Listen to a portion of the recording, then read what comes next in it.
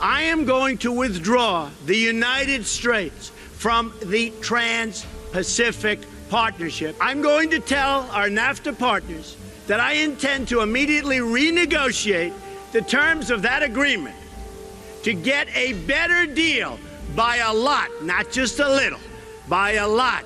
It's time to shake the rust off America's foreign policy. I believe an easing of tensions and improved relations with Russia from a position of strength only is possible, absolutely possible. Some say the Russians won't be reasonable. I intend to find out. Today I'm here to talk to you about three crucial words that should be at the center, always, of our foreign policy. Peace through strength. We want to achieve a stable, peaceful world with less conflict and more common ground. I am proposing a new foreign policy focused on advancing America's core national interests, so important, promoting regional stability, and producing and easing the tensions within our very troubled world. This will require military warfare, but also cyber warfare, financial warfare, and ideological warfare.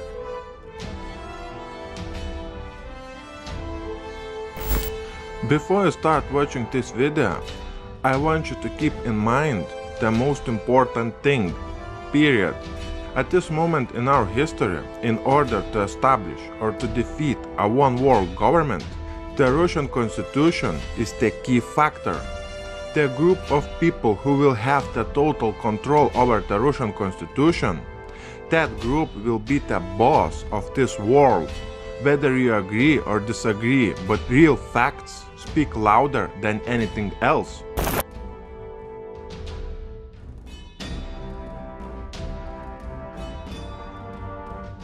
When we have the mainstream media silent on the event where hundreds and hundreds of thousands of Russians took to the streets all across Russia to support Putin, these people are directly demanding the freedom from the Washington. You may wonder what freedom these people are demanding. According to the Russian constitution, since 1993, Russia is the colony of the United States. During this event, the Russian officials told the people that the vote on the suspension of the Article 13 and the Article 15 Section 4 of the Russian constitution, the voting will be brought to the Russian White House very soon. This voting inside the Russian White House, it simply means total destruction of the one world government.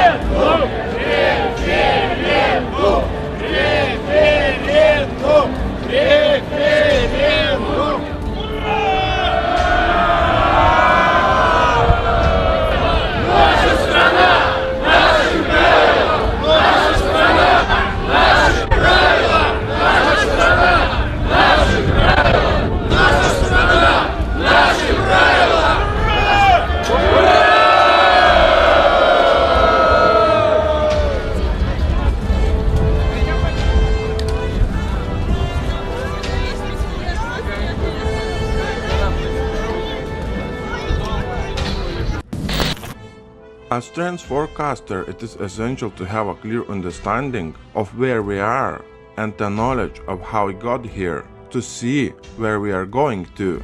When criminals cannot hide their schemes any longer, that means they are ready to pull the plug on the current financial control system.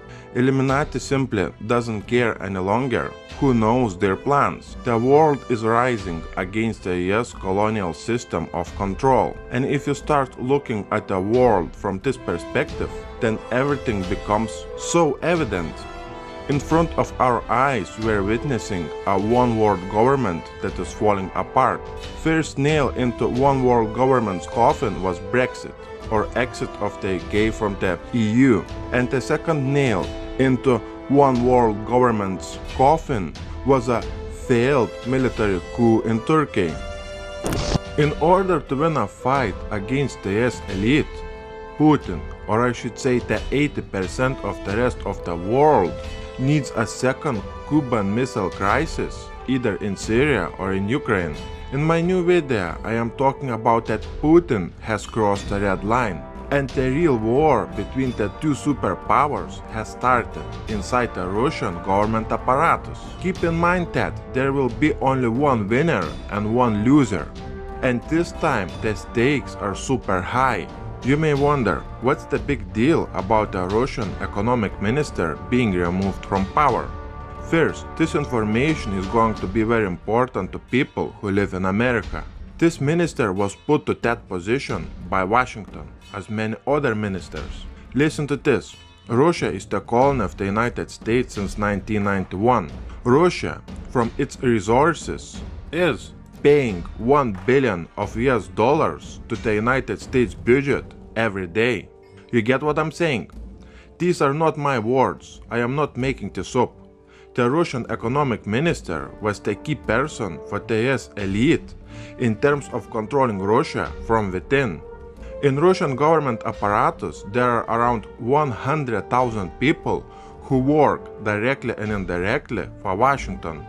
And this economic minister was one of the big bosses put to that position by Washington, right? Putin started implementing the Turkey scenario of a failed military coup where Erdogan has removed more than 80,000 people from the Turkish government apparatus. It has started. Putin will do the same in Russia. Just remember that at this moment in our history, the control over the Russian constitution is the key factor. If you do not believe me, what I'm saying, just read this single paragraph of the Russian constitution. Please read it at least 3 times, and I promise you will get the main idea of what is about to happen in our world.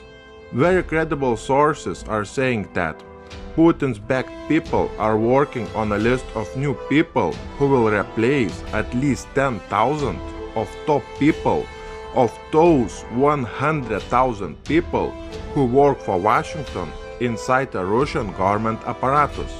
And this will happen very soon. As you saw at the beginning of this video, people in Russia who took to the streets, they were demanding the constitutional freedom from the US. The Russian government officials told those people that they are getting ready to vote on the Russian constitutional suspension. That voting alone will destroy London City and the United States elite. This and more will be covered in great detail in my new video.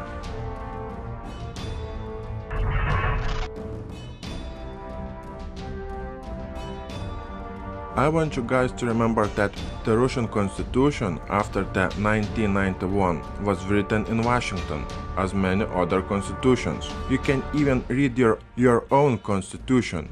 If you live outside the US and UK, I am pretty sure that you will find in your country's constitution something that should not be there, and that something was written outside your country. But you know, just read your constitution. Real facts speak louder than negative comments. According to the Russian constitution, Putin does not have real power inside Russian White House. For instance, if IMF says that pension age in Russia must be increased, and Putin will say that pension age in Russia must be decreased, the end result will be that pension age will be increased in Russia. It does not matter what Putin says, period. Putin's words, according to the Russian constitution, does not have legal power. But, on the other hand, according to the Russian constitution, if IMF says something and some politician will refuse to do it, he or she can go to jail. In this section in the Russian constitution, it states that, here, I am not making this up, I quote, if an international treaty or an agreement of the Russian Federation, that means if Putin fixes other rules than those established by law, the rules of the international agreement must be applied. In simple terms, that means IMF has more power inside Russia than Putin, period.